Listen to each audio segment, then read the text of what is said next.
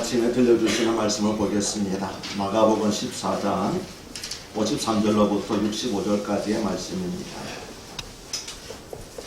마가복음 14장 53절로 65절까지 저와 함께 한 절씩 교독하시겠습니다. 제가 53절을 먼저 읽겠습니다. 그들이 예수를 끌고 대제사장에게로 가니 대제사장들과 장로들과 서기관들이 다 모이더라.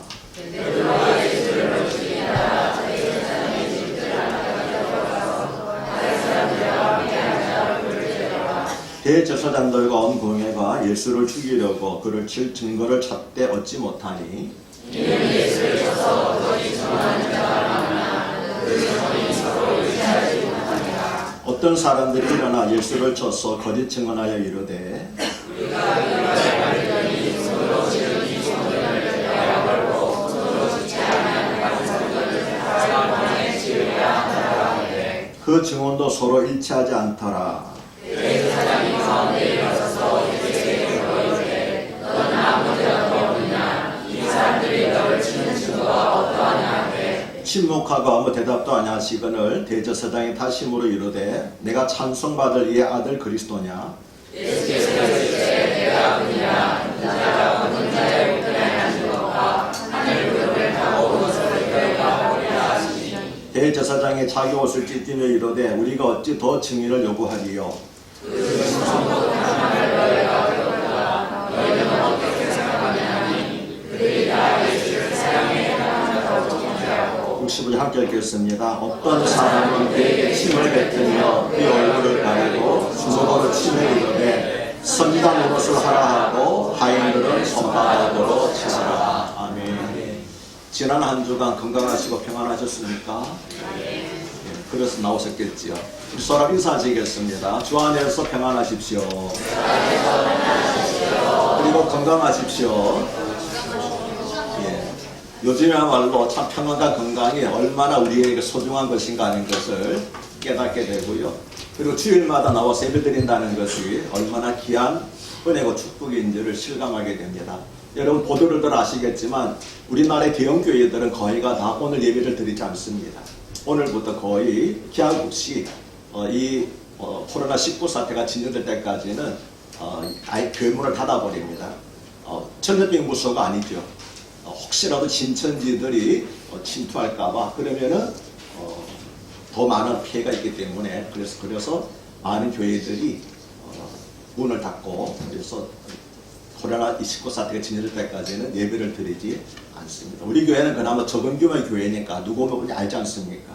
그래서 예배를 드릴 수 있지만 우리 교회도 역시 조심해야 되겠습니다. 왜냐하면은 우리 교회 작은 교회라고 그래서 오지 말라는 법이 없지 않습니까? 오늘 아침에 제가 우리 동기 목사님을 보낸 카톡을 보니까 어떤 낯선 청년이 왔더랍니다. 그래서 나도 청년이니까 오지 말라고 그랬더니 핸드폰에서 보여주더래요. 내가 어느 교회 교인이라고 하는 확인증을 보여주더래요. 거짓말입니다. 신천지들이 그 확인증까지 나는 예를 들어가지고 뭐 강림교회 또는 소망교회 교인이다라고 하는 확인증 거짓 만들어가지고 핸드폰 같이 다니는 거예요. 여러분 이런 시기가 지금 되기 때문에 우리가 바짝 긴장하지 않으면 안 되겠습니다. 이제 오늘의 말씀을 전하도록 하겠습니다.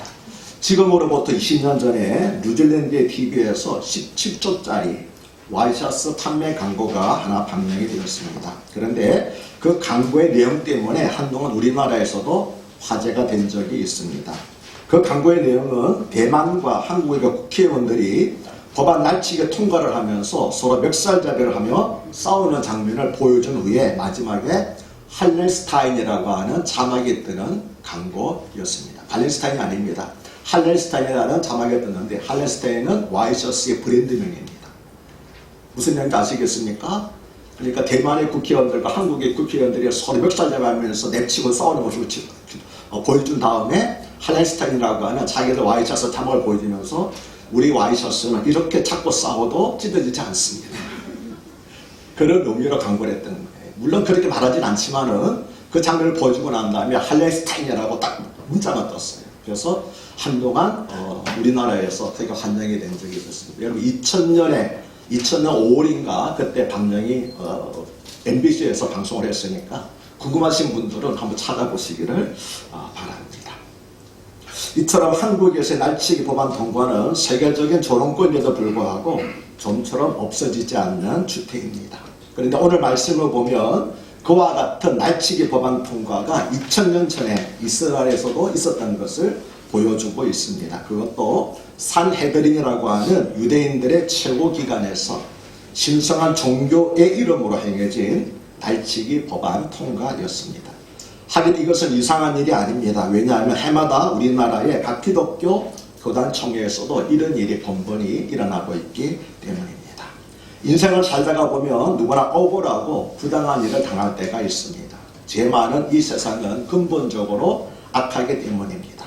그러면 그럴 때 우리 그리스도인들은 어떻게 대처해야 할까요? 대만과 한국의 국회의원들처럼 멱살력을 하면서 끝까지 싸워야 할까요? 오늘 말씀은 바로 그런 문제를 다루고 있습니다. 오늘 말씀 53절에서 그들이 예수를 끌고 대제사장에로 가니 대제사장들과 장로들과 서기관들이 다 모이더라는 말씀으로 시작합니다. 여기서 대제사장들과 장로들과 서기관들은 산헤드린을 구성하는 대표자들을 말합니다. 로마 제국은 점령지를 쉽고 협답적으로 통치하기 위해서 점령지 사항에 맞게 그곳에 자치정부를 허락했는데 그래서 이스라엘에 만들어진 것이 산헤드린이라고 하는 일종의 자치정부였습니다.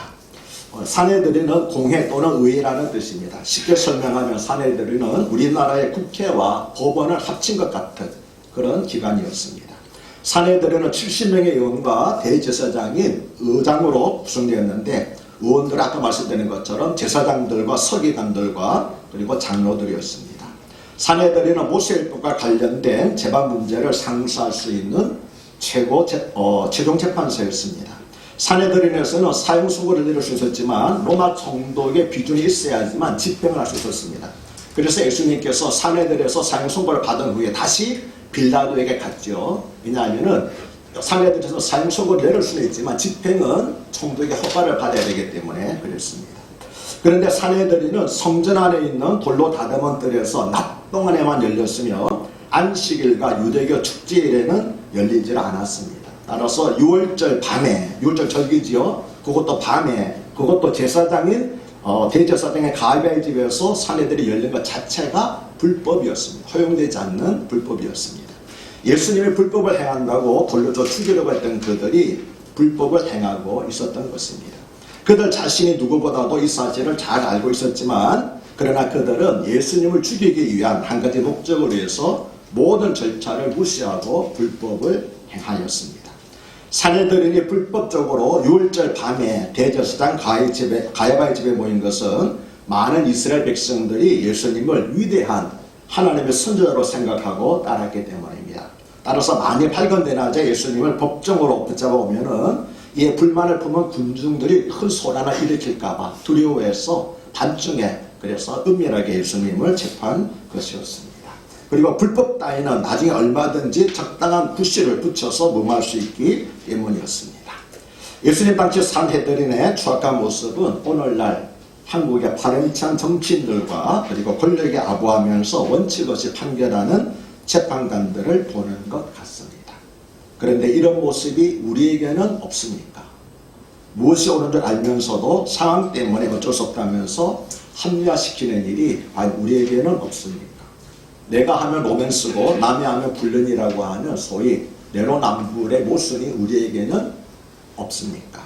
55절은 베드로가 예수를 멀찍이 따라 대제사장의 집 뜰안까지 들어가서 아레스다람과 함께 불을 쬐더라고 말씀을 하는데 이 구절은 66절 이하에서 베드로가 예수님을 3번 부인한 사건을 설명하기 위해서 미리 복선으로 깔아놓은 것입니다. 그래서 오늘은 이에 대해서는 말씀하지 않겠습니다. 그 다음 55절 56절은 대제사장들과 온 공회가 예수를 죽이려고 그를 줄 증거를 찾되 얻지 못하니 이는 예수를 쳐서 거짓 증언하는 자가 많으나 그 증언이 서로 일치하지 못함이라고 말씀을 합니다. 드디어 예수님을 재판하기 위한 의회가 시작이 되었습니다. 하지만 이들은 신문도 하기 전에 이미 예수님을 처형하기로 작정하고 그것을 정당화할 구실을 짜맞추는 식으로 재판을 진행하였습니다. 즉 재판은 요식행위에 지나지 않았습니다. 불행하게도 우리는 이런 식의 재판을 잘 알고 있고 그리고 경험을 했던 사람들입니다. 한국 전쟁 전후에 그리고 군부 독재 정권 하에서 무고하게 사형 선고를 받고 처형당한 사람들이 우리 역사에도 많이 있기 때문입니다. 예수님의 경우에도 사형 선고를 내릴 만한 확실한 증거를 찾을 수가 없었습니다. 물론 예수님에게 거짓으로 불리한 증거를 대는 사람들이 있었지요. 그러나 그 증거들이 서로 맞지 않았습니다. 왜 그렇습니까? 거짓 증언이었기 때문입니다. 그래서 거짓 증언의 특징은 서로 일치되지 않는 것이 거짓 증언의 특징입니다. 57절에서 59절은 어떤 사람들이 일어나 예수를 쳐서 거짓 증언하여 이르되 우리가 그의 말을 들으니 손으로 지은 이 성전을 내가 헐고 손으로 짓지 아니한 다른 성전을 사흘 동안에 지으리라 하더라 하되 그 증언도 서로 일치하지 않더라고 말씀을 합니다. 요한복음 2장 19절에서 21절을 보면 예수께서 대답하여 이르시되 너희가 이 성전을 헐라 내가 사흘 동안에 일으키리라. 유대인들이 이르되 이 성전은 46년 동안에 지었거늘 내가 3일 동안에 일으키겠느냐 하더라. 그러나 예수는 성전된 자기 육체를 가리켜 하신 말씀이더라라고 하고 있습니다. 예수님께서 이 성전을 헐라고 말씀하신 것은 사실이지요. 그러나 예수님께서는 그 당시에 있는 헤롯 성전을 가리켜 말한 것이 아니고 누구를 가리켜서요? 자기 육신을 가리켜서 하신 말씀입니다. 그러니까 너희가 이 성전을 하려고 하는 것은 너희가 나를 죽여라. 그러면 내가 사흘 만에 다시 부활하리라고 하는 참된 성전에 대신 예수님 육체를 가리켜 하신 말씀이었고 뭐라고 말했습니까? 너희가 이 성전을 하려고 그랬는데 왜곡하는 사람은 뭐라고 증거합니까? 그가 성전을 무너뜨리려고 그랬다라고 그렇게 거짓으로 왜곡을 했지요. 그런데 그런 거짓 증언도 서로 일치하지 않았습니다. 이것은 사내들인에 모인 사람들에게 심각한 문제였습니다. 왜냐하면 유대계 율법이라면 사형 선고를 내리기 위해서는 최소한 2명 이상의 증언이 일치해야 되는데 서로 모든 증언이 일치하지 않았던 것입니다. 이처럼 사내들인은 예수님을 죽이고 싶었지만 예수님을 사형에 처할 만한 결정적인 증거는 나오지 않았습니다. 그래서 재판이 이대로 흘러간다면 사내들인에서는 어렵게 붙잡은 예수님을 그대로 풀어줄 수밖에 없는 것입니다. 그래서 당시 대제사장이었던 의장이었던 가야바가 급히 나섰습니다. 60절을 보면 대제사장 가야바는 예수님에게 왜 너는 아무 대답도 없느냐? 이 사람들이 너를 치는 증거가 없다 하냐? 맞냐 틀리냐라고 그렇게 물었지요. 그런데 61절을 보면은 예수님께서는 이 질문에서도 아무 대답도 하지를 않으셨습니다. 예수님은 거짓 증언이 난무하는 중에도 아무 말씀을 하지 않으시고 그저 잠잠만 계셨습니다. 이것은 대제사장 가야바 보기에는 심히 이상한 일이었습니다. 왜냐하면 누구든 이런 상황에 처하게 되면 죽음을 모면하기 위해서 적극적으로 자기 자신을 변화하는 것이 상식적인 일이었기 때문입니다. 그렇다면 왜 우리 주님 예수님께서는 아무 대답도 하지 않으셨을까요? 불법과 거짓이 난무하는 현장의 한가운데 서 계셨던 예수님의 침묵은 과연 우리에게 어떤 교훈을 주는 것일까요?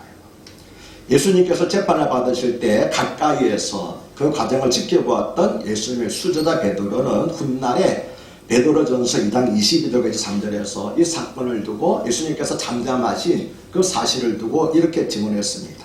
그는 죄를 범하지 아니하시고 그 입에 거짓도 없으시며 욕을 당하시되 맞대어 욕하지 아니하시고 고난을 당하시되 위협하지 아니하시고 오직 공의로 심판하시는 이에게 부탁하셨습니다. 그래서 우리에게 본을 끼쳐서 우리가 그 자체를 따라가게 하셨습니다.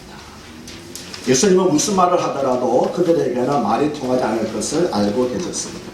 그들은 처음부터 예수님을 사형에 처할 근거만을 찾고 있었기 때문입니다. 그리고 예수님께서는 무엇보다도 이제 하나님의 뜻이 이루어질 것을 알고 계셨습니다. 그래서 예수님께서는 살기 위하여서 발버둥 치실 필요가 없던 거죠. 죽음을 단단히 이미 받아들이기로 하셨기 때문입니다.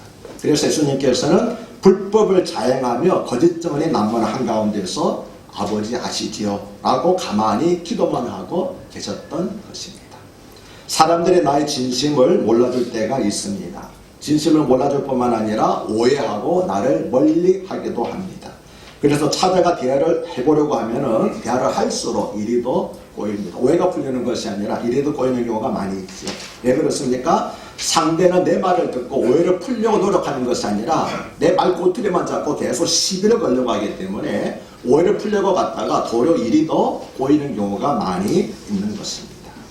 그래서 그럴 때 우리가 해야 할 일은 하나님을 의지하며 무릎을 꿇고 나아가는 것입니다. 만약 내가 잘못한 것이 아니라면 공의로운 재판장이신 하나님께서는 때가 되면은 반드시 진실이 드러나게 해주시고 우리의 억울함을 신원해 주실 것이기 때문입니다. 아멘이십니까? 예수님을 사형에 처할 근거를 찾지 못하자 다급해진 대제사장은 예수님에게 네가 찬송받을 내 아들 그리스도냐고 물었습니다. 여기서 찬송받을 의 이는 하나님을 의미합니다. 그러니까 대제사장은 네가 하나님의 아들 그리스도냐고 단도직입적으로 질문한 것이었습니다. 여기에 대해서 만약 예수님께서 그렇다라고 대답하면 신성모독죄가 되어서 사형을 선고할 수 있었습니다.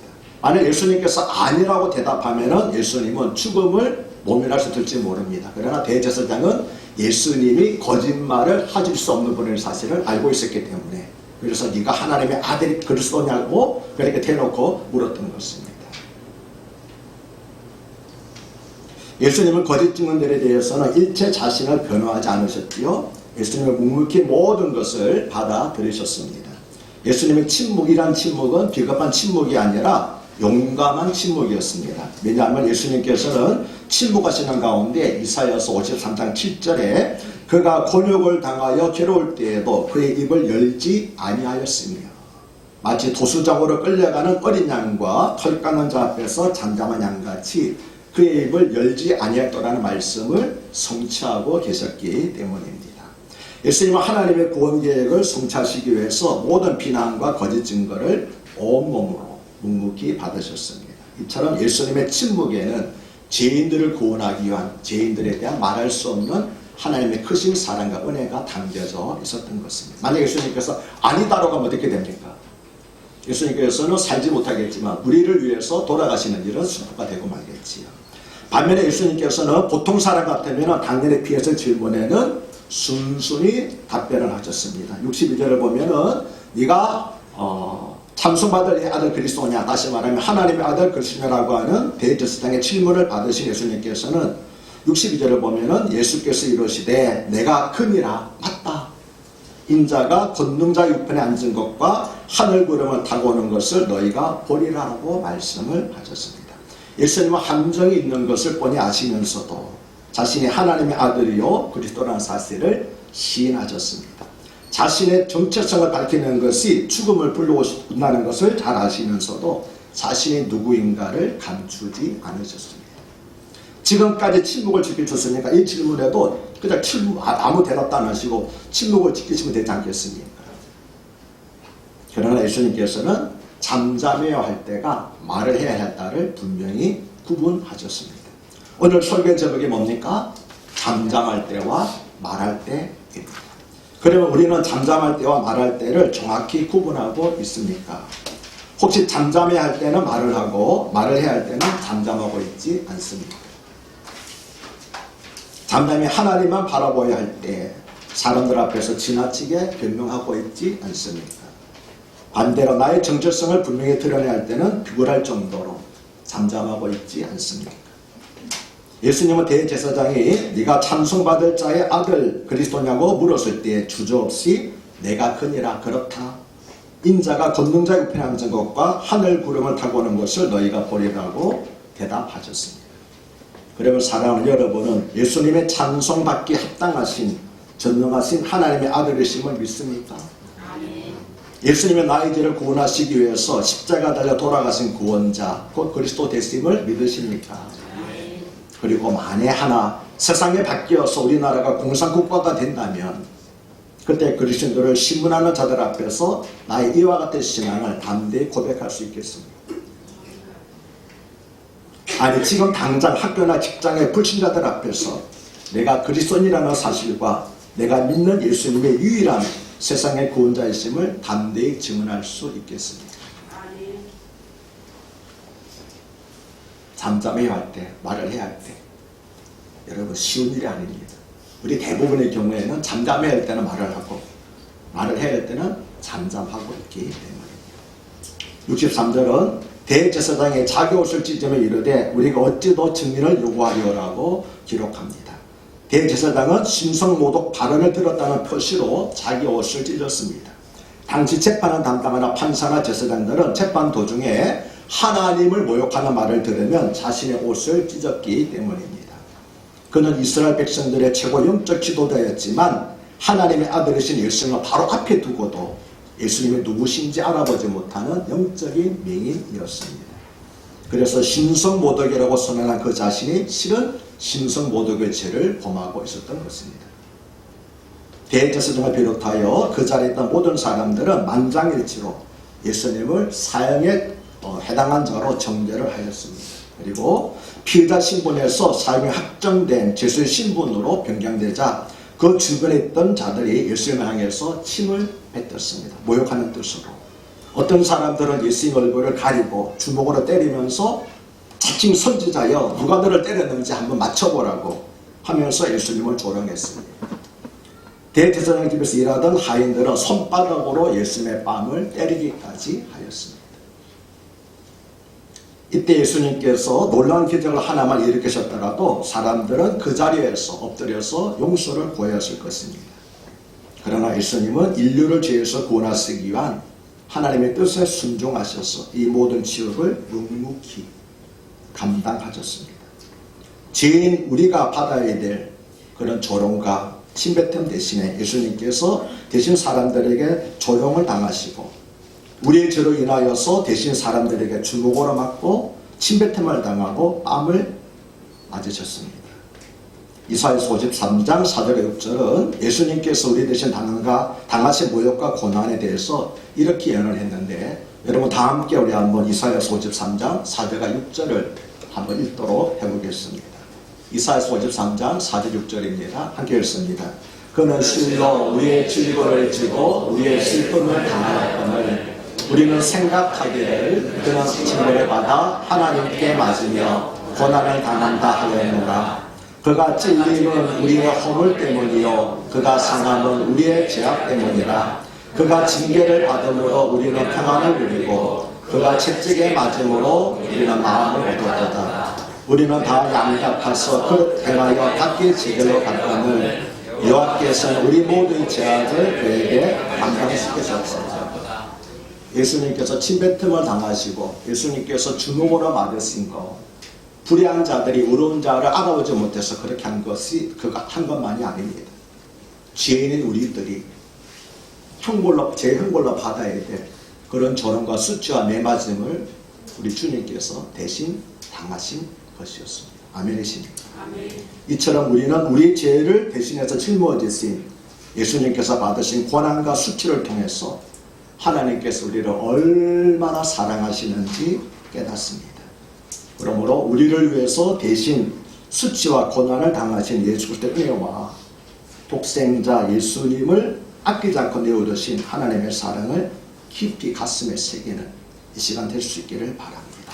그리고 예수님과 같이 하나님의 말씀이 하나님의 뜻에 묵묵히 순종하면서 잠잠해야 될 때는 잠잠하고 말을 해야 될 때는 말을 하는 그런 용기 있고 진정한 그리스도인들이 되시기를 범사에 우리 모범에 되어주신 우리 주님 예수 이름으로 축복하며 기도합니다.